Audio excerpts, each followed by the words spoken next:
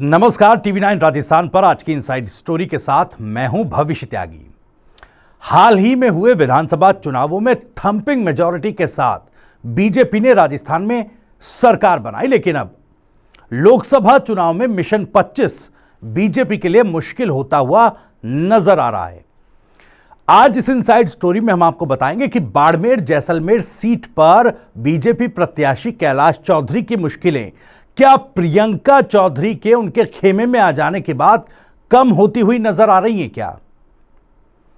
आखिर प्रियंका चौधरी जो आज कैलाश चौधरी के नामांकन में उनके साथ नजर आई, समर्थन में उनके जनसभा को संबोधित करती हुई नजर आई, क्या वो वाकई उनके साथ हैं या फिर प्रियंका चौधरी का भी अपना कोई हिडन एजेंडा छिपा हुआ है जो राजनीति बाड़मेर और जैसलमेर में चल रही है? और दूसरी तरफ जिस तरह से राहुल कसवा के बीजेपी छोड़ने के बाद जाट बनाम राजपूत की सियासत तेज हो गई थी, जाट समाज में और भी मुद्दों को लेकर नाराजगी है और जाट समाज ने कह दिया है कि इस बार बीजेपी को तो वोट नहीं देंगे। आखिर क्या है ये नाराजगी, ये भी आज इस इनसाइड स्टोरी में आपको बताएंगे।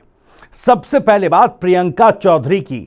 आज सबसे बड़ा सवाल यह था कि प्रियंका चौधरी चूंकि सबसे मुलाकात कर रही थी रविंद्र सिंह भाटी की तरह ही, वो भी अपनी भविष्य की राजनीति की पगडंडी तय करने में जुटी थी। सवाल यह उठ रहा था कि आखिर प्रियंका चौधरी किस खेमे में जाएंगी, किसका समर्थन करेंगी और क्या घर वापसी बीजेपी में होगी? अब देखिए, औपचारिक घर वापसी बीजेपी में इसको लेकर तो अभी कुछ कहा नहीं जा सकता, लेकिन आज समर्थन में कैलाश चौधरी के वो खड़ी जरूर नजर आई हैं। लेकिन सवाल वही है कि आखिर प्रियंका चौधरी क्या वाकई कैलाश चौधरी के समर्थन में हैं और क्या उनके समर्थन में आ जाने से भी उनकी कैलाश चौधरी की मुश्किलें कम हो रही हैं क्या? देखिए, जिस तरह का समर्थन जनसैलाब रविंद्र सिंह भाटी की जनसभाओं में देखने को मिल रहा है और जिस कॉन्फिडेंस के साथ रविंद्र सिंह भाटी चुनावी मैदान में आगे बढ़ रहे हैं, उससे बीजेपी के हौसले थोड़े डगमगाए जरूर हैं, खास करके बाड़मेर जैसलमेर लोकसभा सीट पर। अब ऐसे में देखिए, प्रकाश माली जी वो अब बीजेपी की तरफ से जब कैलाश चौधरी जी के समर्थन में जनसभा की जा रही थी, उस वक्त जो प्रकाश माली हैं, भजन कलाकार हैं राजस्थान के, उन्होंने मंच से एक बात कह दी कि भैया निर्दलीय भले जीत जाएं लेकिन सरकार मोदी जी की आएगी। यानी बाड़मेर जैसलमेर लोकसभा सीट पर बीजेपी के ही मंच से इस तरह की बात की जा रही है। यह अपने आप में चौंकाने वाली बात है, क्योंकि बीजेपी भी यह समझ रही है कि जो समर्थन, एक व्यापक समर्थन रविंद्र सिंह भाटी को मिल रहा है, उसके सामने कैलाश चौधरी का टिक पाना थोड़ा सा मुश्किल है। लेकिन मामला त्रिकोणीय है, क्योंकि यहां पर कांग्रेस पार्टी से उम्मीदवार बेनीवाल भी हैं। ये वही उम्मीदवार बेनीवाल हैं, आप याद कीजिए, विधानसभा चुनावों में प्रियंका चौधरी को समर्थन दिया था और उसकी बात कबूली भी थी हनुमान बेनीवाल ने। आरएलपी पार्टी में उस वक्त उम्मीदवार बेनीवाल थे। यह बात सामने आई थी कि प्रियंका चौधरी को समर्थन दिया और उनकी जीत में भी भूमिका निभाई थी। अब एक कर्ज उम्मीदवार बेनीवाल, हनुमान बेनीवाल का भी प्रियंका चौधरी पर है। उस कर्ज का भी हक अदा करना है, वो कर्ज भी जो है प्रियंका चौधरी को चुकाना है। तो आखिर जब नजर बीजेपी के मंच पर प्रियंका चौधरी आ रही हैं, तो फिर वो कर्ज कैसे चुकेगा, सवाल ये उठता है। क्योंकि देखिए, रविंद्र सिंह भाटी और प्रियंका चौधरी दोनों ही बीजेपी से बागी होकर विधानसभा चुनाव में अपनी भूमिका तय कर रहे थे, चुनाव लड़ रहे थे। अब रविंद्र सिंह भाटी के सामने, या यूं कहें कि रविंद्र सिंह भाटी जब चुनावी मैदान में है और प्रियंका चौधरी बीजेपी खेमे में नजर आती है, और ऐसे में पर्दे के पीछे क्या प्रियंका चौधरी के जो समर्थक हैं, क्या वो कर्ज उतारने की कोशिश करेंगे? सवाल ये उठ रहा है, क्या वो एक कैडर होगा बीजेपी के भीतर ही या बीजेपी के समर्थित नेताओं का, जो कहीं ना कहीं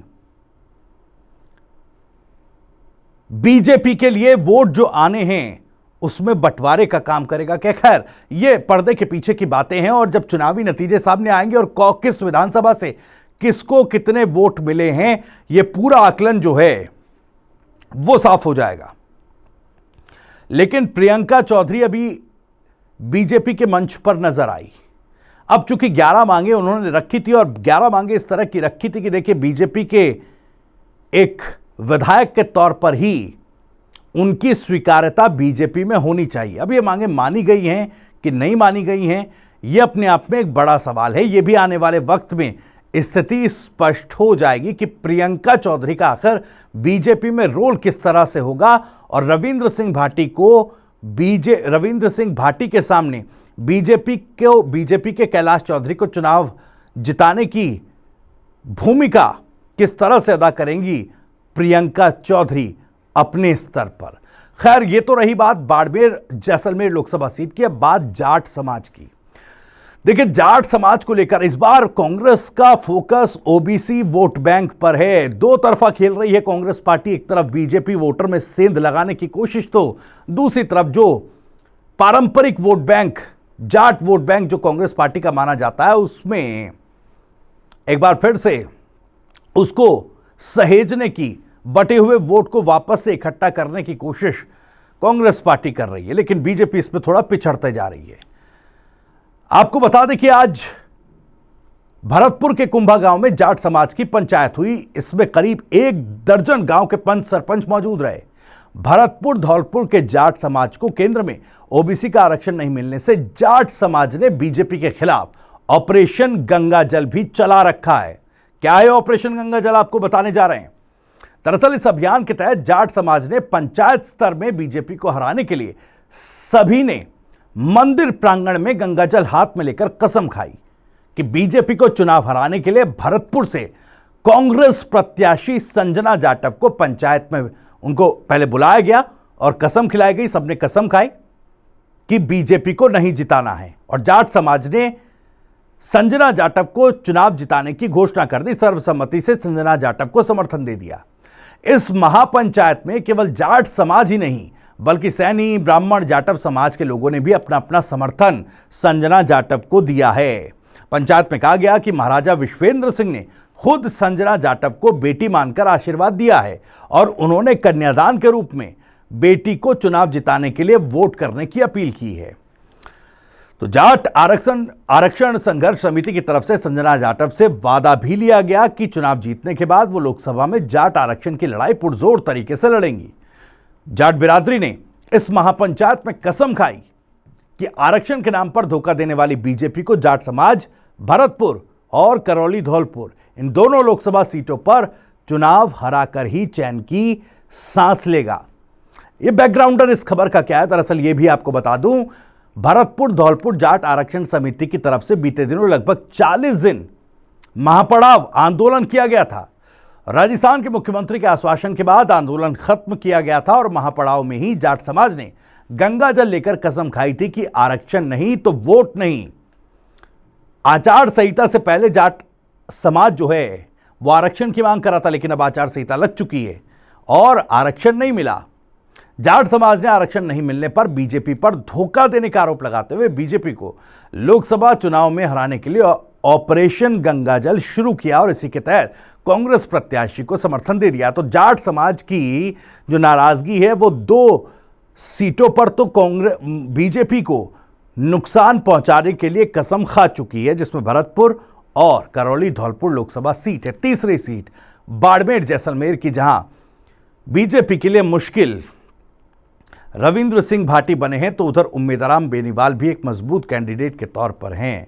अब देखना होगा वहां पर त्रिकोणीय मुकाबला किस तरह का होगा, या फिर इस त्रिकोणीय फाइट से बीजेपी आउट हो जाएगी।